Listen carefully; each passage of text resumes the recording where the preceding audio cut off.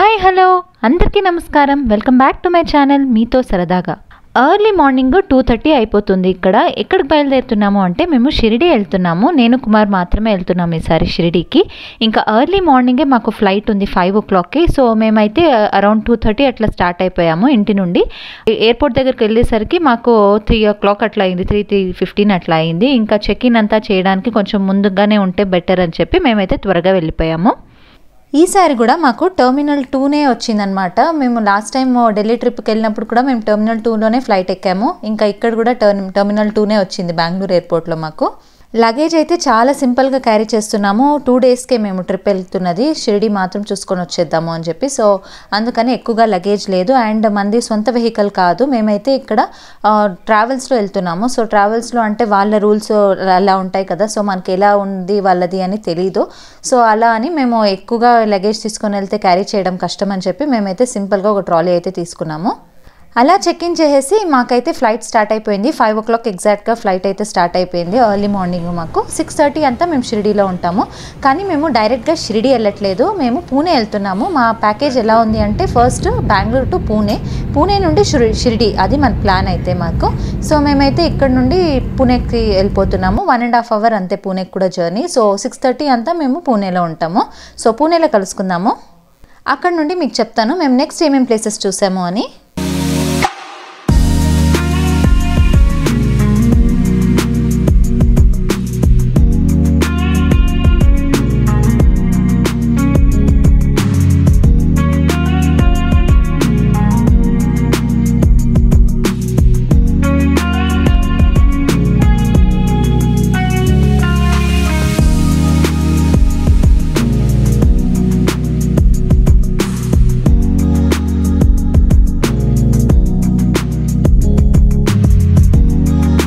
చూసారు కదా, మేమైతే ఎర్లీ మార్నింగ్ అయిపోయింది, పూణేకి అయితే రీచ్ అయిపోయాము. పూణే ఎయిర్పోర్ట్లో ఉన్నాము ఇప్పుడు. నైట్ అంతా నిద్రలేదు, ఎక్కడ పడుకునేస్తాము అని చెప్పి మేమైతే నిద్రపోలేదు. ఆఫ్టర్ 12 o'clock స్నానాలని చేసి రెడీ అయిపోయాము. ఫ్లైట్కి లేట్ అయిపోతుందేమో మనము పడుకునేస్తే అని చెప్పి.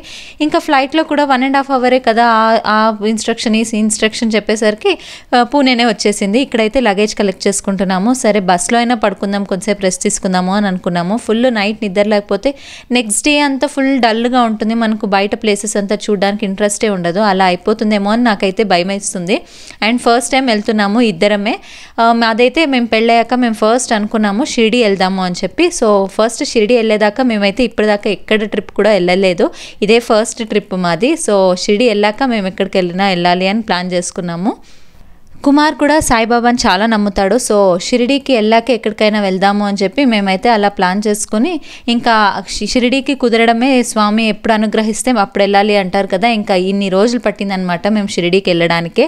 సో అలా ఓకేలే ఇప్పటికైనా దొరికింది అని చెప్పి అలా ఇన్స్టాగ్రామ్ స్క్రోల్ చేస్తుంటే అలా మాకు షిరిడీ ప్యాకేజ్ చూసాము.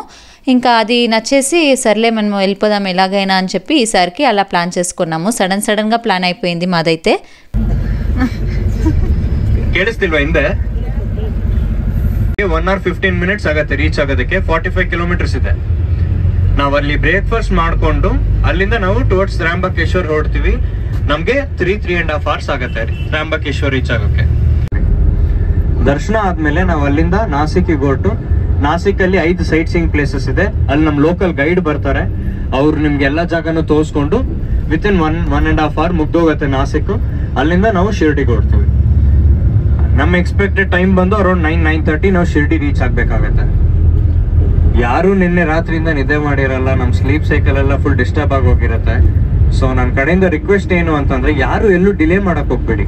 ಬಾಬಾ ದರ್ಶನ ಇರತ್ತೆ. ನಾವು ರಾತ್ರಿ ಚೆನ್ನಾಗಿ ರೆಸ್ಟ್ ಮಾಡಿದ್ರೆ ಬೆಳಗ್ಗೆ ಬೇಗ ಎದ್ದು ಒಳ್ಳೆ ದರ್ಶನ ಮಾಡ್ಬೋದು.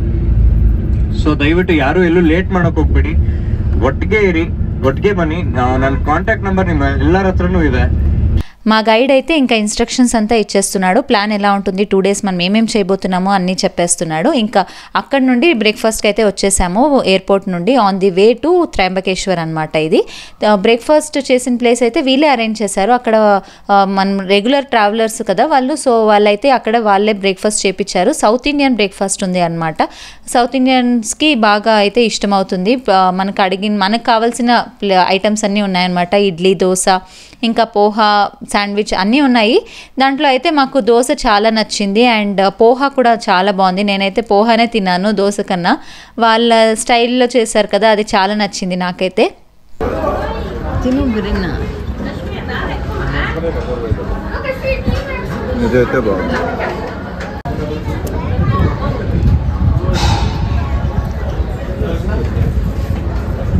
బాగుంది.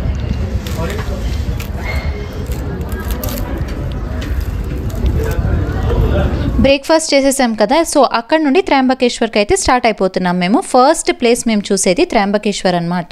చూస్తున్నారా, ఇక్కడ చూపిస్తున్నాను అన్ని కొండలు గుంటలు అంతా చాలా డిఫరెంట్గా ఉందన్నమాట. మనకు సౌత్ ఇండియాలో ఉన్నట్టుగా పచ్చగా చాలా తక్కువగా ఉంది అక్కడ.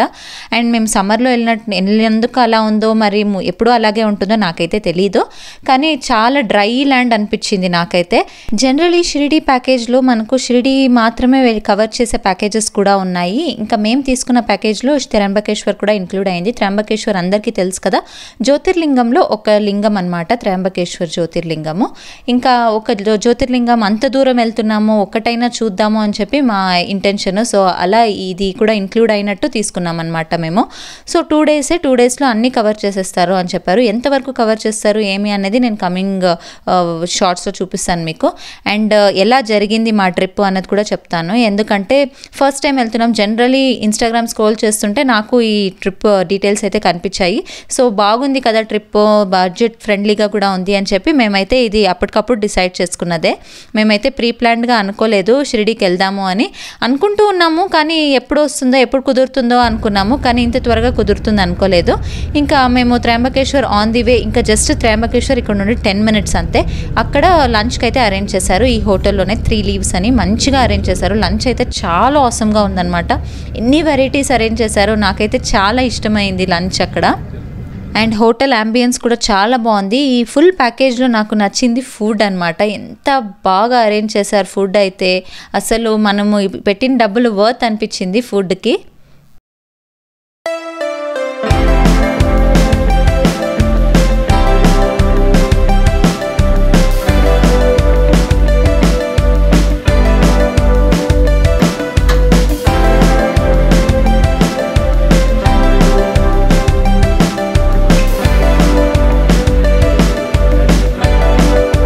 లంచ్ అయిపోయింది కదా, ఇప్పుడైతే మేము టెంపుల్ దగ్గరికి వచ్చేసాము. ఆఫ్టర్నూన్ 2 o'clock అనుకుంటాను అప్పుడు వచ్చాము మేము టెంపుల్ దగ్గరికి. అసలు చెమట్లు బీభత్సంగా కారిపోయాయి అనమాట. ఎండాకాలంలో వేరే వెళ్ళాం మేము. ఇంకా డ్రై ల్యాండ్ అని నేను ఆల్రెడీ చెప్పా కదా, అదే అలాగే అనిపించింది అనమాట. ఎడారిలా అనిపించింది మాకైతే టెంపుల్ దగ్గర. మీకు ఎదురుగా కనిపిస్తుంది కదా గోపురము, అదే మెయిన్ గోపురము. ఇంకా ఇక్కడ దాకా వెహికల్స్, పెద్ద పెద్ద వెహికల్స్ అయితే అలౌ చేయరు. మరి అక్కడ పార్కింగ్ చూపించా కదా, అక్కడ దాకానే అలౌ చేస్తారు. మళ్ళీ కొంతసేపు ఒక 10 minutes వాక్ ఉంటుంది అక్కడ నుండి. ఎండలో నడవాలన్నమాట టెంపుల్ దగ్గరికి. ఇక్కడ టెంపుల్ దగ్గర చాలా క్యూ అయితే ఉన్నింది మాకు.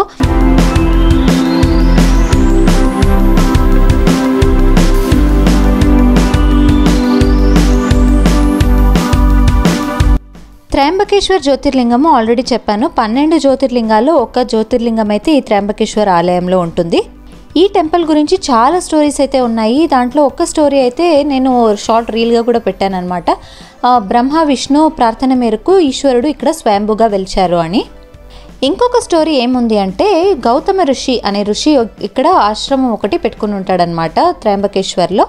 తను ఈశ్వరుడికి ప్రార్థన చేస్తుంటాడు. అక్కడ ఎడారి ల్యాండ్ అనమాట, చాలా డ్రై ల్యాండ్. ఆహారం పుట్టడమే కష్టమైపోయి ఉంటుంది. తన ఆశ్రమంలో ఉండే ఋషులకంతా తను అసలు ఆహారం పెట్టలేకపోయేవాడు. సో అలా అని ఈశ్వరునికి ప్రార్థన చేస్తాడు, వరుణ దేవుడిని కరుణించి మాకు ఆహారం ప్రసాదించు అని. అలా వర్షం కూడా కురవడం మొదలు పెడుతుంది, ఇంకా ఆహారం కూడా వస్తుంది. అంత సమృద్ధిగా ఉంటుందన్నమాట. ఆశ్రమంలో అందరూ భోంచేస్తూ ఉంటారు. అంత ఆ పుణ్యం అయితే గౌతమ ఋషిని ఇంకా పెంచేస్తూ ఉంటుందన్నమాట పుణ్యము. సో ఇది చూసి ఇంద్రుడికి చాలా జెలస్ ఫీల్ అవుతుంది. నాకన్నా గౌతమ ఋషి పెద్దగా అయిపోతున్నాడు, గొప్పగా అయిపోతున్నాడు అని చెప్పి ఒక ఆవునైతే తన ఎక్కడైతే ఆహారం పెంచుతూ ఉంటాడో గౌతమ ఋషి అక్కడికి పంపిస్తాడనమాట. ఆ ఆవుని పార్వతీ స్వరూపం అంటారు ఆ ఆవుని. ఆ ఆవుకి గౌతమ ఋషి భయపెడతాడనమాట, అది వెళ్ళిపోతుందని. ఆ భయపడడంలో ఆవు చనిపోతుంది. సో గౌతమ ఋషికి పాపం వస్తుంది అని చెప్పి రావాలి అని అలా ఇంద్రుడు ప్లాన్ చేస్తాడు.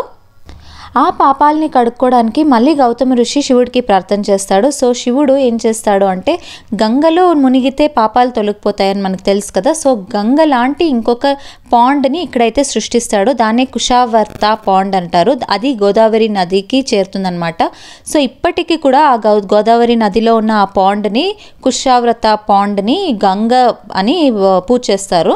అప్పుడు అక్కడున్న ఋషులందరూ శివుడిని ప్రార్థన చేస్తారంట, శివుడిని అక్కడే ఉండిపోమని. అప్పుడు శివుడు త్రయంబకేశ్వరుడుగా అక్కడ వెలుస్తాడు అని చెప్పి నమ్ముతారు. ఇంకా ఇది కూడా ఒక స్టోరీ అయితే వినేసాం కాబట్టి ఇప్పుడు మేము టెంపుల్ చూసేసుకొని బయలుదేరేస్తున్నాము. నాసిక్కు వెళ్తున్నాము.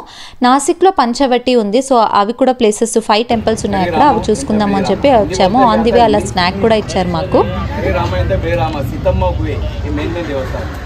ಅವರು 3 ನದಿ ಸಂಗಮ ಅಂದರೆ 1 ಕುಂಭಮೇಳ 14 ವರ್ಷಗಳು 1 ಕುಂಭಮೇಳ 14 ರಾಶಿಗಳು ಸಿಂಹ ರಾಶಿ ಕುಂಭ ರಾಶಿ ವಿಶೇಷ ಪಂಚವಟಿ ದೇವಸ್ಥಾನ ದರ್ಶನ ಮಾತ್ರ 3 ನದಿ ಸಂಗಮ ಸ್ನಾನ ಮಾತ್ರ ಜಲಪೂರ್ಣಿ ಮಾತ್ರ 3 ಹತ್ಯೆ ದೋಷ ನಿವಾರಣೆ ಬ್ರಹ್ಮ ಹತ್ಯೆ ಗೋ ಹತ್ಯೆ ಸ್ತ್ರೀ ಹತ್ಯೆ ರಾಮ ಪಿಂಡದಾನ ಎಲ್ಲ ಪಿಂಡ ಪ್ರದಾನ ನಾಸಿಕ್ ಜಾಸ್ತಿ ಮೇನ್ ದೇವಸ್ಥಾನ 1 ಅವರ್ ರಿಟರ್ನ್ ಮಂದಿರ ಪಿಸಾಪ್ ಹಾಕಿ ಮೊಬೈಲ್ ಅನ್ನಿ ಜಾಗ್ರ ಹುಷಾರ್ ಇಲ್ಲ ಕಟ್ ಮಾಡಿ ಕಟಿಂಗ್ ಜಾಸ್ತಿ ಲೇಡಿ ಪಾಕೆಟ್ ಜಾಸ್ತಿ ಸೀತಾ ಕಿಡ್ನಾಪ್ ಮಾಡಿದ ಜಾಗ ನಾಸಿಕ್. విన్నారు కదా మా గైడ్ ఏం చెప్తున్నాడు అని. తను అక్కడ లోకల్ గైడ్, మా ట్రావెల్స్ వాళ్ళు అరేంజ్ చేశారు ఇక్కడ పంచవటిలో ఉన్న 5 టెంపుల్స్ ఎక్స్ప్లెయిన్ చేయడానికి మాకు. ఈ టెంపుల్స్ అయితే మనకు రాముడు సీతామాత వనవాసం చేసినప్పుడు అక్కడ వాళ్ళు కొన్ని రోజులు ఉన్నారనమాట. మనకి రాజమండ్రిలో పర్ణశాల ఎలాగో ఇక్కడ వాళ్ళకి నాసిక్లో ఈ పంచవటి అలాగా. తర్వాత ఇక్కడ ఎందుకు ఇంపార్టెంట్ ఇది అంటే మన సీతామాతని రావణాసురుడు అపహరించిన ప్లేస్ కూడా ఇదే అని నమ్ముతారనమాట. साइड में आ जाओ, एक साइड पूरा है और है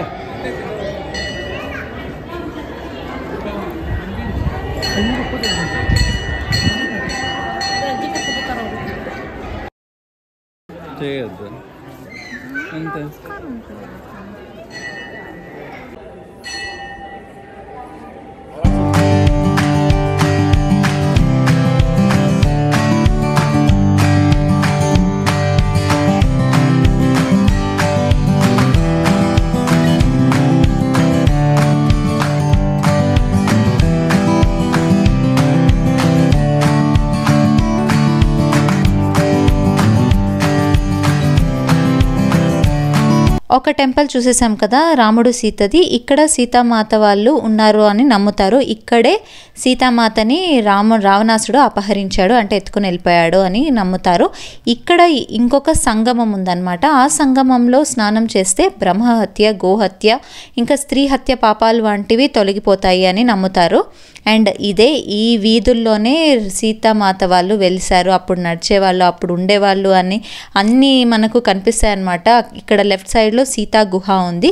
ఈ సీతా గుహ దగ్గరే ఆపోజిట్లోనే మనకి రావణాసుడు సీతామాతని ఎత్తుకొని వెళ్ళిపోయాడు అని చెప్తారు. సీతా గుహ